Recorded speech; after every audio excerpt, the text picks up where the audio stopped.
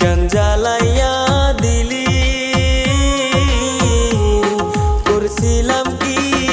আমি বন্ধু তোর কোনো ক্ষতি বন্ধু তোর কি কোনো ক্ষতি